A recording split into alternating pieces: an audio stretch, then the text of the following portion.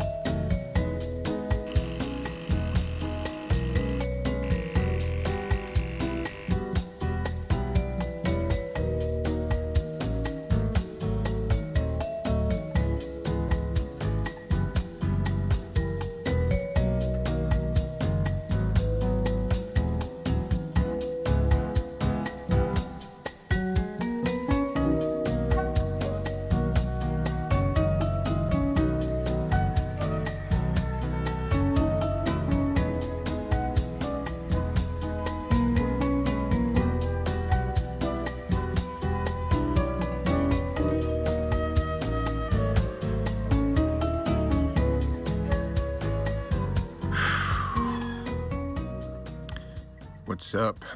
It is Thursday morning, holiday weekend, the Ash Wednesday midterm, let's take another break week. I remember as a kid, like when there wasn't school and you were like, it's the weekend or it's a special day with no school. I'm gonna sleep in. I'm gonna take advantage of this beautiful opportunity to get a little extra sleep. And the roosters start. Yeah, and then you wake up at like 6 and you're like, just another day of retirement. No. Today, supposedly, through a verbal agreement, we are going back to Tootie's restaurant this morning and gonna hopefully have a sit down with the owner of the restaurant and talk about, what is small business like here in Jamaica. I've got a set of 30 questions. I don't know if I'll ask them all, but a little prepared, I guess, with coffee. Yeah, we're gonna sit down, have a little chat about the realities of a rural Jamaican business operation. The rooster seems to agree. And it should be interesting. I'm not sure what everybody else is doing. Hopefully we can find that balance of academics and electronics. Or there won't be any of at least electronics. So thank you for those that continue to support the drive, the initiative, the push to say, you know what? I know it's not a school day, but you're not going to sit on your phone all day. There are things you should be doing. And I say you, I mean Unu. All of you. So, well, we'll see what comes of it. Hopefully we'll get up and running and business as usual. And roosters will tell you good morning, like, to your face. What's up?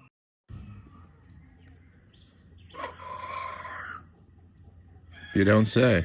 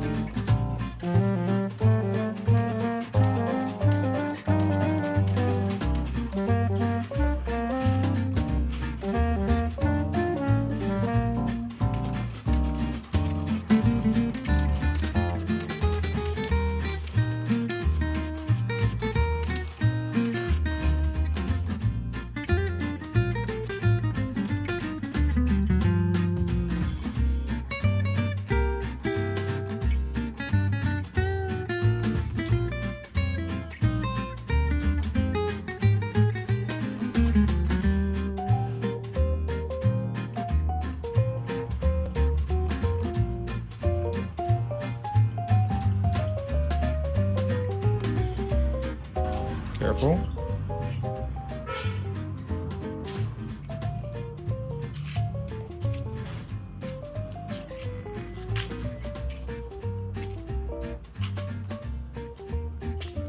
Oh.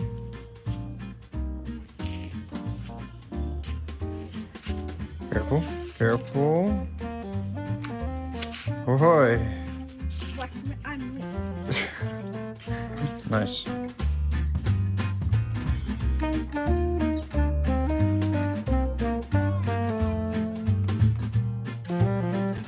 Just one.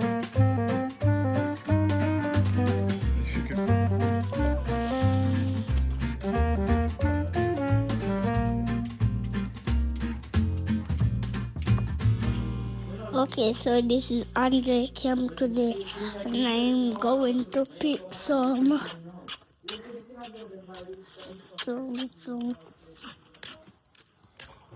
whatever I call and make it for tea. I'm doing.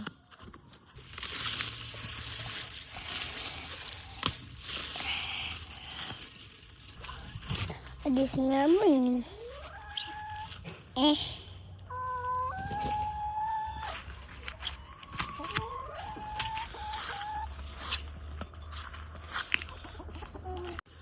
Good morning, YouTuber. So this is Junior Camp, and yesterday is Ash Wednesday, and Denki with school Ali dia.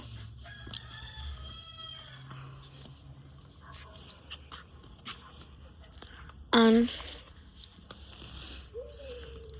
they're right now seeing there.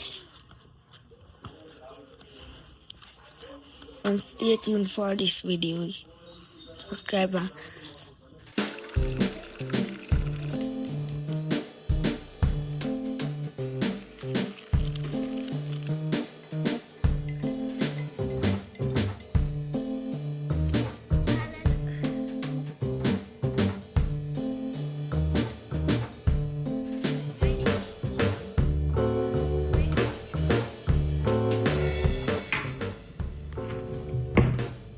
Your tea, sir.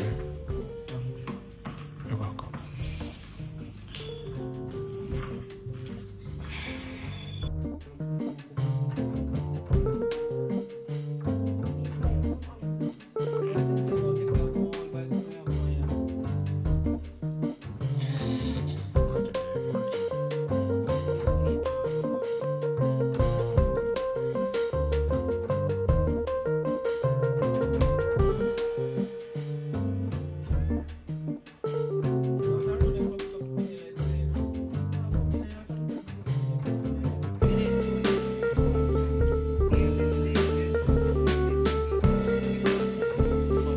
Good morning, sir.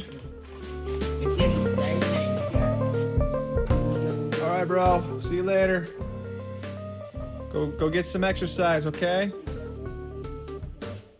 Yeah? You good? You got it? Careful. You're doing great. Almost there.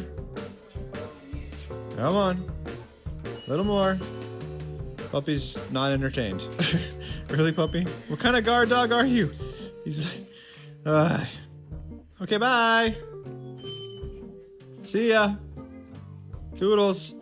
I'm gonna watch the dog guard the place. Good job, Spot. All right, charge. Bye. Okay, we'll be right here. Watching the dog. Watch us.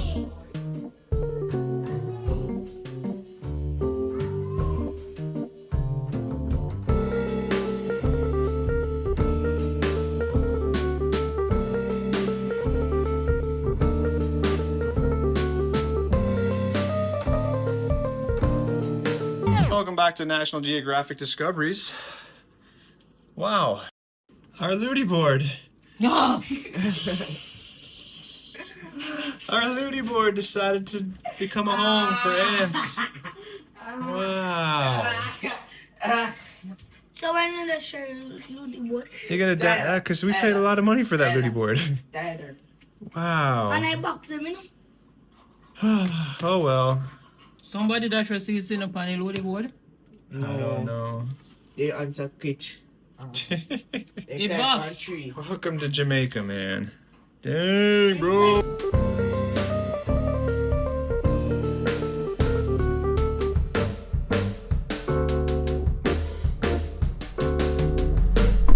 Okay, well, we're gonna what we like to call divide and conquer.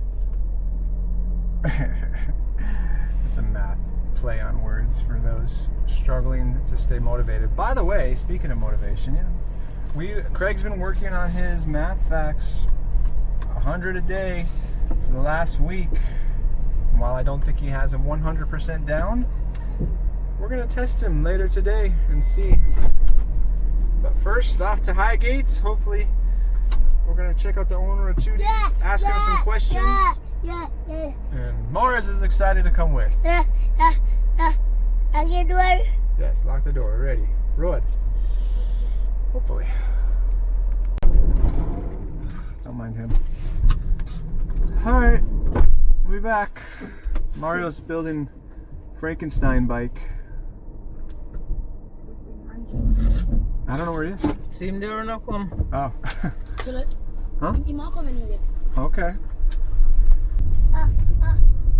Alright. I gotta put on this favorite deal. You guys know the drill. Sonia's in charge. All smiles and begging goes directed towards her. Any questions? All right. Nobody no beg me nothing.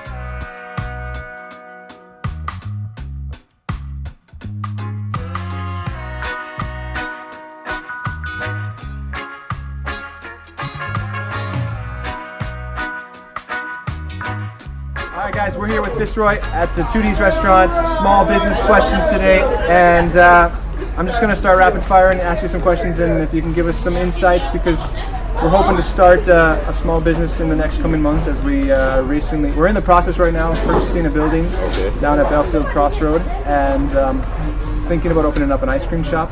So, although it's a different genre of food, I think a lot of the same principles are going to apply. So, first question. What would you imagine the biggest challenge being opening up the pizza shop? Well, for me, it was getting things organized, getting things go out as well, getting workers and getting the right people in the right space.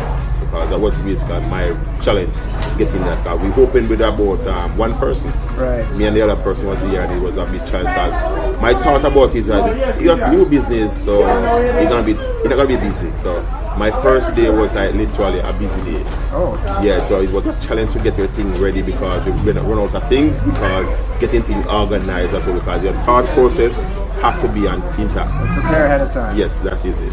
Perfect. Yeah. How'd you decide on this location? Well, it started with the fact that I went and delivered some pizza, because I travel overseas, right? And I come down every year and I do pizza delivery. So what happened, I delivered some pizza by Russia, that a small business owner also too, and he was like, man, this pizza is good, man, you need to have it out there. So we started to search around, and we come and check Mr. Paul and stuff like that, and his thing was, he don't have any building at the time, right? So we was in the process back and forth, checking on it to see if anything is open and stuff like that, and praying about it. So we started down there, a smaller place, and then Mr. Paul looked and said, boy, hey, this place needs to be bigger. So he make a spot out of nowhere. That's the thing. So that's why I end up right here. And right now, I think I need a bigger place. Yes. That's a good problem to have, Yes, I guess. yes. Very cool. Yeah. Do you have a particular POS system you recommend, or what you use for your point of sales? Well, I have our system that work. It's pretty good right now, Molly. It track your sales, and it also track your stock taking inventory, right? So if you need to know that you sell this amount for the year or whatever you do, monthly, daily, right down to the year. Does that have a monthly subscription, or is that a one-time? It's a monthly subscription. Okay. Yeah, so we have that, and then we have our card machine with JN. So a person come, they can use their card if they don't have the cash. So you would say, on a scale from 1 to 10, how important a card machine? About 9. Yeah, I need to have 9. Yeah, that's what we have, because what caused me to decide to do that is what happened. A lot of people come here, right, and they were like, "Man, I like this. I want to have this." But guess what? The money they have can only purchase one something, right? So when I have the card machine, they can purchase as much as they want because they have the money in their account. They don't want to go join the line to take the money from their account. So that was a big thing for me and stuff like that. So that's where it started for me to go and stuff like that. People leave because they couldn't get what they want because they didn't have the money. Right. Would you say you needed a lot of funding to get started right away to purchase all materials, or was it something that you kind of cash flowed and did as you went? No, it costs a lot to start because with my business, you have to have a pizza oven, right? I didn't have an industrial oven at the time and stuff like that, so I started with a normal oven. We need deep freeze, we need a cooler, and we need a storing stuff to store things. So roughly, I say it started off was a bit challenging because you have to have that money in hand, right? So that was it, and then by going along, you add things to your business and stuff like that. So you instead of 1 deep freeze or 2 deep freeze and stuff like that, you have a bigger stove, you have more pizza pan and all those things. And so it started off simple, and right, and you gradually add along the way. When you see that funds coming in, you start then I can purchase this and you can purchase that. So you take the money that you fund and put it back in the business. That's kind of our goal. Is like, I want to start off simple, one basic display with some ice cream, just go simple, and then while going along the way, you figure out things out and say, alright, then this can work, and you might try it, because I tried some things and later I've taken off the mask because it wasn't effective enough. So you will try some. Yes, that's it. So. Suppliers, do you get them here locally, or do you have to go outside of Highgate in order to? I have suppliers outside Highgate, like my Nation Chores is one of my supplier. Arosa is one also, and then I have my chicken. My biggest thing is chicken supplier, and that is Mr. Walsh. We talk about chicken, perfect chicken, certified and everything. He's the person that we go to and stuff like that. So we have a set day that he bring chicken for me, for Marlon, Mr. Paul, and all that. So he's the person that I use. But like normally local, like your vegetable and stuff like that, I use local areas like Rushy, Better, and stuff like that. Basically. The packaging materials, do you get those in bulk from nearby, or do you have to go? Yes, I started off to go far to get them. Yeah. I have to go to Ochi, Chunks. I have to go with my pizza box way in Ochi, and that was a challenge because within the peak time you have to be here, and so you have to be on your way to Ochi getting those things. So by I would say gradually doing the business, things added up and stuff like that. Because what happened, if lady comes to me and say, "Hey, I'm trying to do some business and stuff like that, selling pizza box," and I'm like, "Okay, that is fine." And she distributes pizza box to me now. So I'll call her and say, "Hey, I need X amount of pizza box." By the next day, I get it. So. On that note, how important do you think packaging is when it comes to your business? Very important. Yeah. Because I'll show you what happened now. Sometimes you come here, right? You start taking into us very important also to make sure you have all those things, because when you come here, you have your things to work with. A person come and I want a large potato salad, right? You don't have the quantity to sell a person, so you have to drop a medium one, so you lose money right here. You understand me? As far as advertisement goes and social media, do you feel you have a strong presence in the virtual world, or? I'm glad you asked that question, because even this morning I was there and the thought come to me here that everybody going social media, and I don't think my business out there is social media, because what happened, I think you are the one that did the interview one time. A person saw that and leave from Port Maria, come to Highgate just to find this spot. Yes, so I think the more the advertisement is, it's better for the business. And I don't think I am advanced in that way to do that, but I think that's one of the main things to get the business out there. So you rely predominantly right now on word of mouth, and yes, and the thing is, my my thing is about one person, each one tell one. Because guess what? I try to provide quality service. That if you come and have something, you say, oh, this is good, and you tell somebody and I want to try that. You come and try something else. I say, oh, this one is better. So it's like based on that. Based on that reason, I try to have it.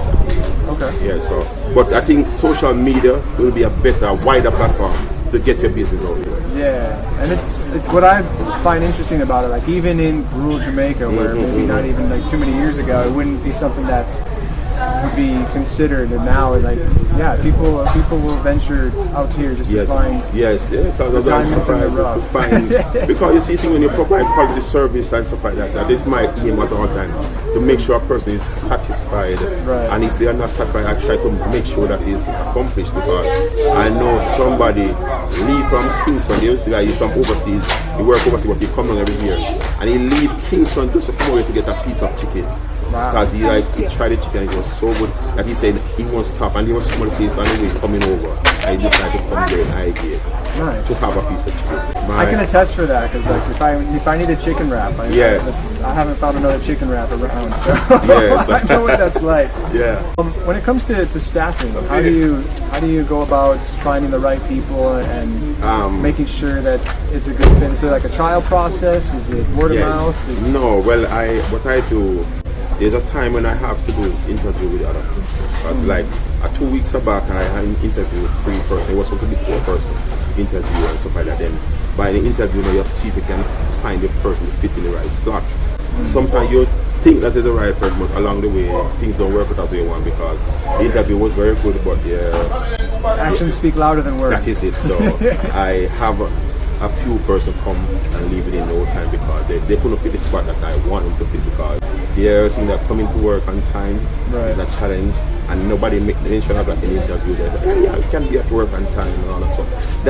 That is still a challenge, because you want to find, if you work with 5 persons, you want to have 5 perfect person in this spot that you want, because it's what, when that happens, take off the stress off you. Because just right now, I have one of my staff right now. Like I can leave and be confident know that she have that. She run the business like that is Megan. She run the business like it's her. Shout out Megan. Yeah, big up Megan. All right, yeah. So I can tell her, but I have some persons that are reliable. You can call them on any time and say, hey, I need this to be done, and it is done. So right now, I think I have a set of staff now where I'm comfortable with right now. You know. There's always room for improvement, but it's like I'm comfortable with the way they are right now. As a foreigner, I know there's a stigma. There's a general stigma that finding reliable, consistent workers very hard. So would you say there's some truth to that stigma? Like, is it? Yes. There are great people out there, but it can be challenging. Yes, to find the right person at the right spot. So that is a challenge.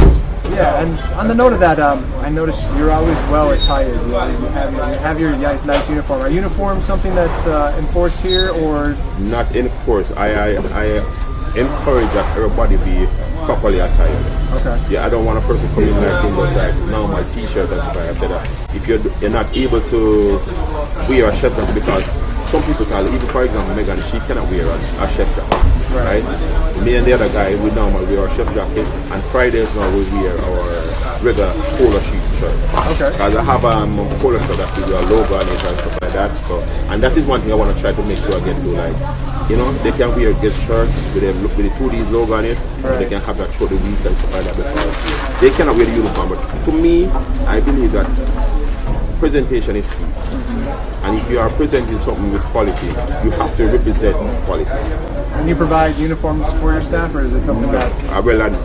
we are not at that stage as yet. Yeah, it's something to explain, because it's a cost, right? Yes. And with turnover, it's something to factor in as well. It's also a plan for me to, the first I started off, I get shirts for everybody. And that was on my expense. And you had the, yes. Yes. I'm already seeing where this is going. Yes. I just say, put your business out there is very important, because a person says, so where's 2D's? Just by wearing a shirt, because I wear a shirt to put my where's this place in Highgate? We're in Highgate, and you start getting the direction, you know, that this we are promoting the business. Right. If you had one big or one takeaway piece of advice from just the overall experience of opening this, like what's probably maybe your top 3 main focus focuses on, or main things that we should focus our energy on as we begin to open up and prepare for the experience that you got to experience, I suppose? Like, what are some big 3 takeaways or big things that you think we should put most of our energy in? Or one. Quality service. Quality service. They can reliable also, rely on you. For example, you don't want to start a business outside, and I provide the ice cream. You understand me? Right. And then what happened? A person feed the ice cream and come and they cannot get ice cream. That is literally pushing a person away. So with me now, I try to make sure I have what the customer wants. Mm-hmm. That is my aim. I work overseas, so it's like, to me, I don't believe in coming and don't get what you want. Mm-hmm. You believe from wherever you come, you want to get what you want. You understand me? And I supposed to serve you when you leave, you should leave with a good experience. I remember the other day I was going through my phone, I was looking at some pictures with some customer coming here, and there were some cool kids, and they were having the time of their life, just sitting down having our loaded fries. Right. And I look at you and say, right, that's my aim.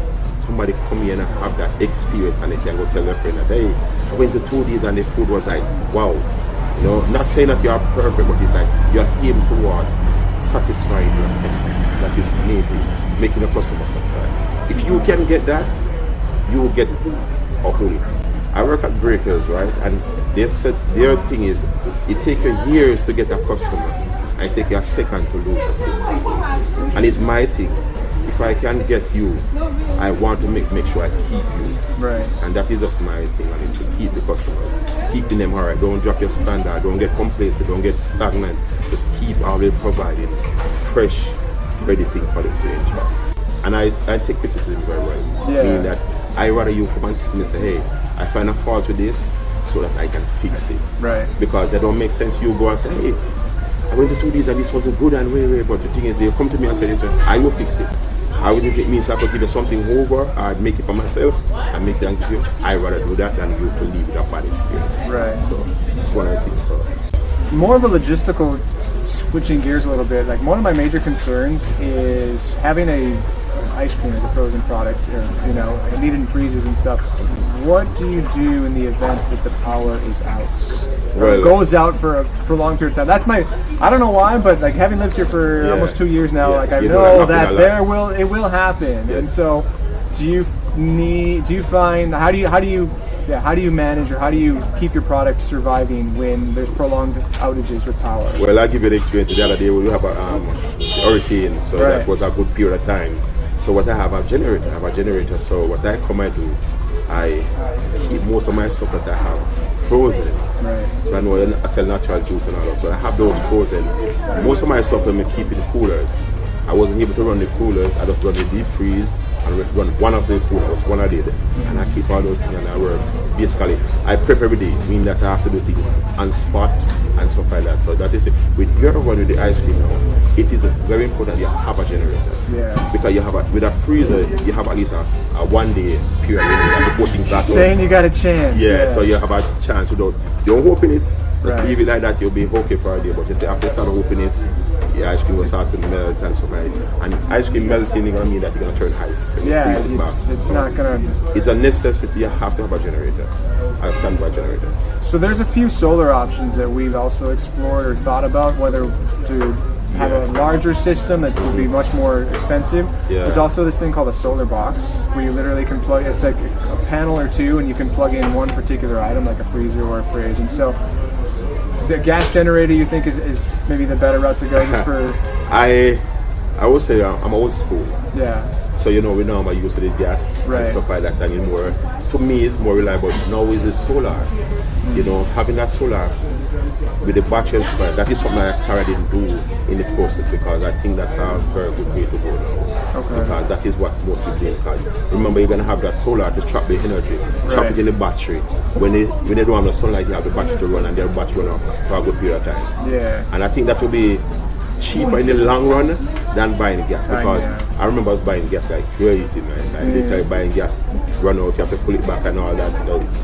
Yeah, that could be something to do a cost analysis on. If you're gonna do the solar, I think it would be a good idea, but you know that your cost, that short period, but long term, gonna be much better for you.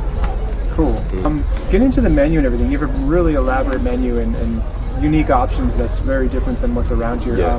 How do you look at price point based off of percentages, based on cost, or how do you determine where you're going to price certain items? Okay, with the price thing is like it was a challenge for me because you realize that price fluctuates. Right. Not really, not so fluctuate. They keep going up. It goes up, yeah. It's they a go up one-way and then it street, goes back man. down. Yeah, that is it. So within that thing, you have to. With me, my mindset is make sure I'm not losing. Yeah. And that is how I make my price. I am a type of person. I want to make sure my customers can come and afford whatever they want. Sometimes I might just cut even. Not saying I will get a profit from it, but it's something that I really don't get a profit from. But it's to me, it's necessary for a person to come and get that. For example, you buy a juice, right? You might make $20 on a juice. That's not really a profit because what happens? You have workers to pay, you have freezer bill, you have light bill, and all those things. But the thing is, it's a necessity to have it. Because a person come and eat a food they want. Complements right, the things that you may make. So you have things when you're pricing and stuff like this. It was a challenge for me, and it's still a challenge for me. In that I want to get the price at the right place that people can be comfortable, right. And also I will be also comfortable. That means that I won't be losing. I will be able to get what thing is. I have a aim with me. I'm not trying to make a business to be rich. Right. I'm trying to provide a business to be for people to come and get what they want, and that is being a service. Right, and so this is a unique opportunity for us. We're basically trading off what we would have used for vacation money to do something for the community, right? And so we're not also looking to make $1 million, and our goal is to provide affordable ice cream, right? That's what we want to do, and I've been playing around with some numbers, and I know what numbers are around here as far as what people sell it for, and I think, that's what our goal is, affordability as well. And I think that will be a very good way to do it because you see, when you think about people, you don't try to do, because some people think about the money. Yeah. We think about the people, what the person can afford. Because I have to think that I don't have it. And if I go to Tommy, I'm gonna buy something. I said, if you go his price of reason, I can sacrifice and buy that. Yeah. But when it's up there, you can not even you try to sacrifice, you can't reach it. So that's it. The way I go. I try to make sure I maintain a balance. Okay. Maintaining a balance. Very cool. What's up, little man? Are you telling me my interview time is up? Hi. All right. I guess we got to wrap up with one more question. I'm gonna end up on an emotional question. How do you handle the stress of running a good food business? What are some ways that you de-stress? I think my biggest de-stress is my kids, especially my daughter. She will literally motivate me, Daddy, don't worry man, everything gonna soon come and help you take over the business. My wife also, she will literally be there to literally say, listen, everything gonna be alright, and we push things around, fix things there to see if we can fit, because it gets very challenging. I remember one time that my stove went out, the fridge started to get trouble at one time, so it's like, how do I do it? And I don't think I handle it well because you have a workers to deal with, you have products coming in, you have things to deal with, so it's like I will cluster things at one time, and so that's I'm getting anxiety just listening to all this. So the best way for me to deal with it, and I go home sometime, I will say to my wife or my kids, them, I say, this is what I'm going through. And they will literally say, listen, let us pray about it and see. Because I'm a strong believer in prayer. I'm a strong believer that there's nothing you can do without God. God is mean it. God is the one that made this business run. Because honestly, if I tell you the truth, I don't know how I reached here. I started off just want to try something. And I'm telling you, it's like every day I see the blessing of God every single day. So this is one I think that the stressful part of it is just knowing that you have somebody you can go to and say, listen, this is what I'm going for. Helping you unload your burden. Well, I appreciate you taking the time to talk with us and giving me a lot more to breathe about. I have the fantasy world, and I'm sure you relate. It sounded like such a great idea, and then when you get in the trenches, it's like, whoo. But honestly, getting into it, it can be something even better than what you're thinking. Because with the mindset that I see that you have, with the love you have for people, you're gonna be something that you're gonna do it, and you're gonna be effective. You know why? Because when you love the people more than you love the money, your business will always come out better. It's when you love the money and you look at things that coming out as though you want to, you're gonna get fed up and give up. But when you go come a person come and enjoy the ice cream and says, thank you for this ice cream. It helped me so much. Right. That is your reward from having that business. Somebody come in there and enjoying something and say, alright then, you know, I can't wait I look forward to go back there next week. I have ice cream places I going on. And like literally when I'm going there, like I hardly look forward to go. My kids, they will kill me to go. And it's like dairy free. My son can't do dairy. So it's like he literally look forward to go down there. Right. He's twisting Ryan over there. We go down there and that's how far I'm traveling to get the ice cream. You have a good time and you're gonna have a bad time. But some of the time, your bad time is really bad. I look forward to telling you about it. We're gonna make like a weekly appointment here. Hey, I want to be the first customer to come there and get some ice cream. Right? I love ice cream stuff. Well, we got a lot of work to do. It's a process. It's a process. It's a process, bro. As we take it stage by stage, whatever you think to do, what I've always encouraged me to do, write everything down. Yeah. And as you go through it, you tick off the fit accomplish because yeah. when you keep it in your head, it's a big load. Yeah, I bet. It's a process. We started writing, right? Yeah, that is it. So you tick along the way, you know. And you're telling friends sometimes because I remember one of my biggest help was my friends. I tell them I was going to go to business. My friends, alright, I'll help with the freezer. I'll give an X amount of money towards the freezer. I was like, wow. And then, you know, other person decide to add it in and stuff like that. So my contribution towards it was a very great also. So that person contributed and all that. So I'm saying, little by little, things are falling. Just keep smiling. All right, man. I know you got a lot of work to do. I appreciate your time. Man, I really enjoy all this talking to you, man. We will keep you posted. It's Thank going to you, be. man. I've got a lot to think about now. Yeah, man, and just let us know, man. I will come and get stuff, my staff and all that.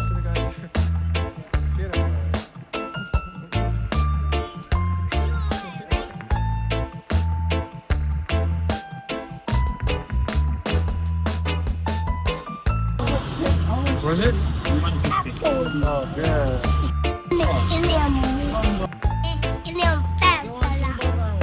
Two things, fine.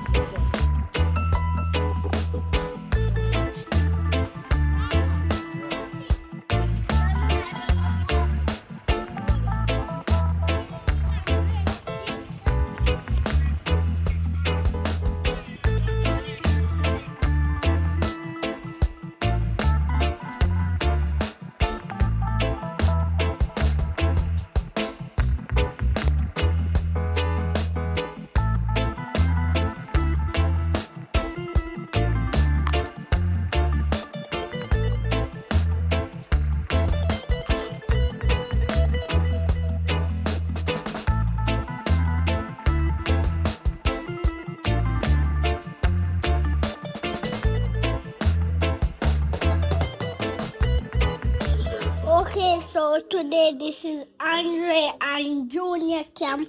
We are going to pray the bed, and there is Junior. Look at Junior. There is Junior.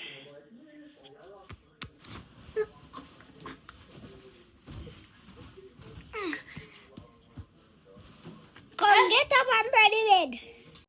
Okay, so today that's Junior praying the bed here. And Junior fling them the egg and he fling that off for me. So let's get ready to pray the bed. Okay, so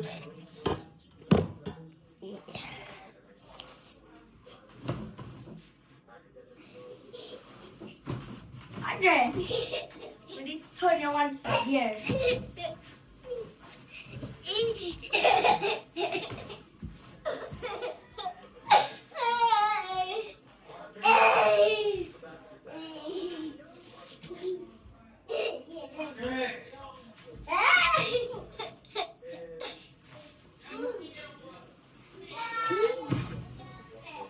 Right. Call you.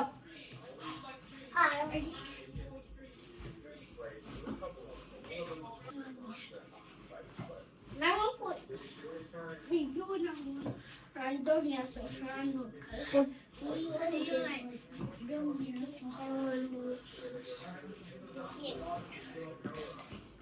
What is that man? I see a propia. Going to give you guys an update on the bicycle and how we fix them. Today we fix the I fixed the bearings in the wheel right there, as you can see. And yesterday me fixed my brake and that here. Can't find my them. They must have gone over, so yeah.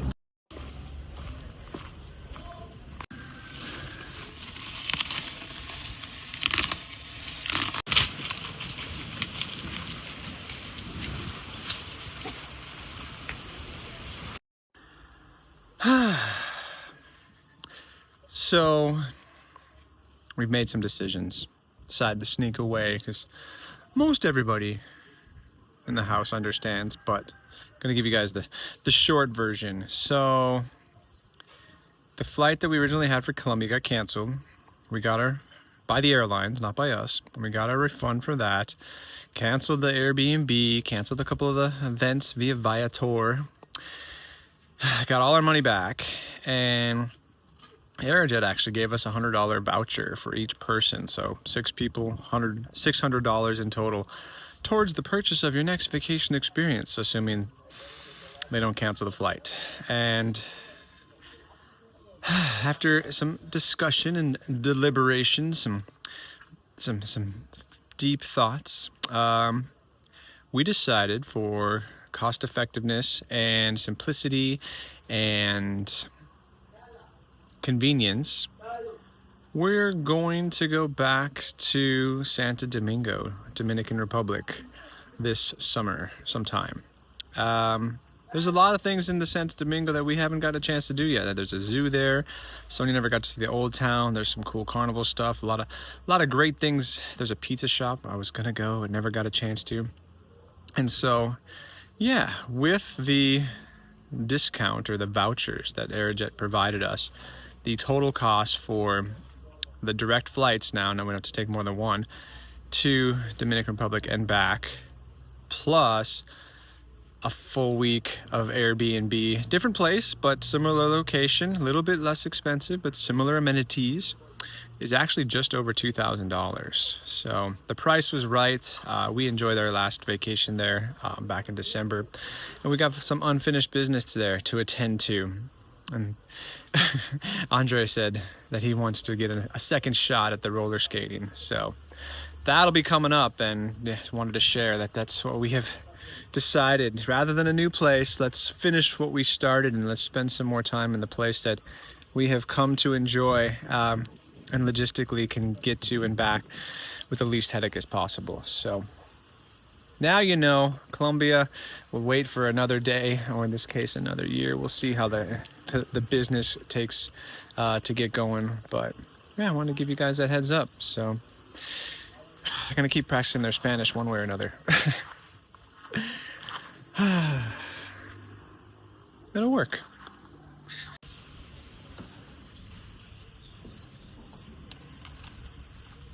Story about an actor. Sonia.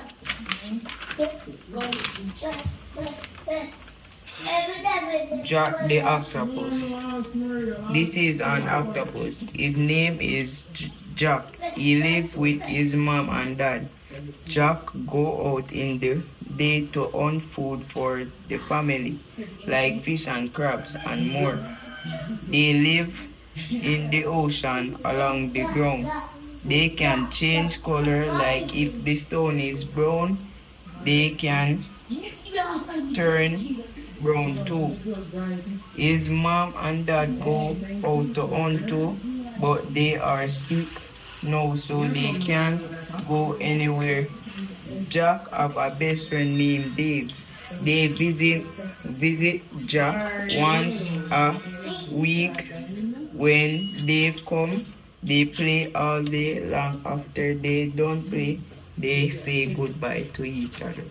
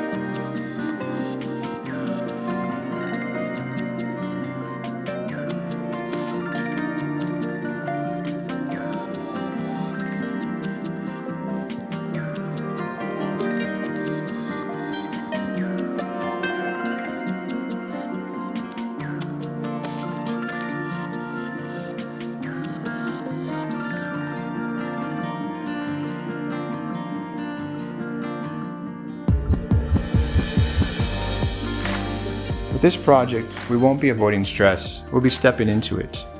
Taking on this building won't be just about the project itself, it'll be about the energy and purpose that comes with it.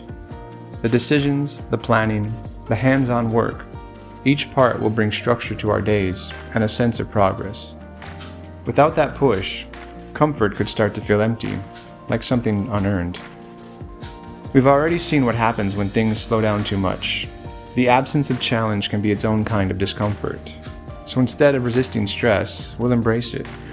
We'll take on something that forces us to think ahead, adapt, and solve problems. The challenges won't be obstacles. They'll be what make the outcome meaningful. At the same time, we'll have to find balance. The boys will still need our attention, structure, and support. They'll be part of this process, watching how we handle pressure, setbacks, and progress. We won't let the project consume everything. Some days we'll need to step away to help with schoolwork or just be present. Other times, we'll bring them into the process, letting them see firsthand what it takes to build something from the ground up. This won't just be about a building, it'll be about shaping something bigger. Comfort that comes from movement, purpose that comes from challenge, and balance that comes from knowing when to push forward and when to pause. True comfort won't come from sitting still. It will come from the work, the learning, and the journey ahead.